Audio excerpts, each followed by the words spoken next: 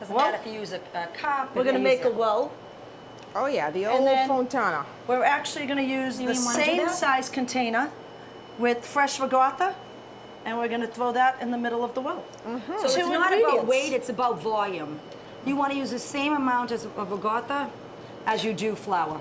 Two ingredients. It's so simple. We're going to mix it. Now what? Then we're going to get down and dirty. Yeah. I love potato gnocchi, but I also love ricotta gnocchi. There's so many things you can make gnocchi out of. Squash gnocchi. Yes. We do polenta gnocchi. Polenta gnocchi. Yeah. How People about that have gluten-free allergies can make polenta gnocchi, which is nice. Zucchini and ricotta gnocchi? Yeah. So it's funny we use a lot of ricotta, but where we come from, the Puglia region of Italy is known for their cheeses. Right. So we actually get burrata from Puglia. Oh, and burrata. they're beautiful ricotta cheese. We make homemade ricotta cheese in-house too, which you can do. Or there's some great fresh rigottas right now that you can buy in Why markets. don't we move that out of the way? Because I'm not going to need all that flour. Okay, I'm going to scrape this away. Yeah. There you go.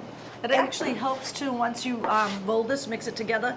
If you put it in the fridge for even 30 minutes or something, it just makes it a little easier to work with. But you know what I find is you want to use less flour because that's what helps to keep the gnocchi really light, and not so heavy. So once it started working into each other, she just pushed the extra flour aside. Yeah, and then I'll just add it. If I think I need more, I'll just take some more of this and then just add it until Let's see how easy it rolls? Yeah. It's nice. Until we have a nice, soft, malleable dough. Look at how fast. I know.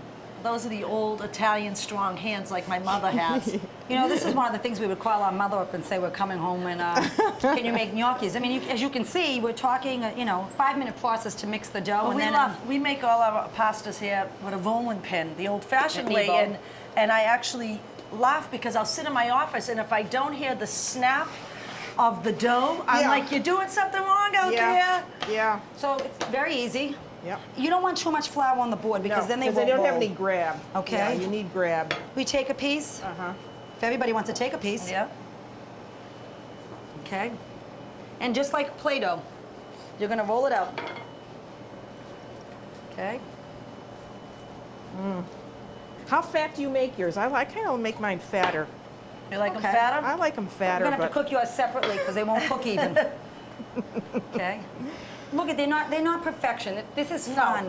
Cooking's supposed to be fun. When you go somewhere and you see that they're all the same shape, you know it wasn't homemade. Right, exactly. It should be rustic looking. Do you make yours big? So, I kind of make mine this size. That's I like just them. what we do. Yeah. Okay. So, easy process. Marianne's cutting them, and we actually use 2 fingers and just flick them. You're gonna roll them toward you until they fold over, and then flick them away. Get them out of your way. Here's the old Nonna Galasso one. And she's doing with a fork. Fork, and you just So you want to leave pass me that those? little, use the ridges. a little indentation there. Okay. See? So holds the everybody has sauce. their own. Everybody has their way to do it.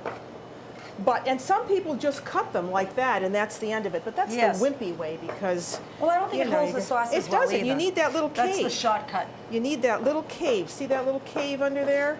That's what really grabs the sauce. And then, isn't this fun? And you two can do this, right? Now put your kids to work. Make them do it. They think they're playing and they're making supper for you. Now, being that you have to do this for the restaurant, you've got to make this in large volume. Yeah, we do. Every day. We make the pasta every day. So then how do you keep it? How do you... Well, we try to package it in portions because it's much easier for a restaurant kitchen to portion things out. So we like to get it to a cold point and then put them inside packages, and we weigh them so everybody gets the same portion. At home, we just put them on top of a floured sheet. On the bed? On the bed.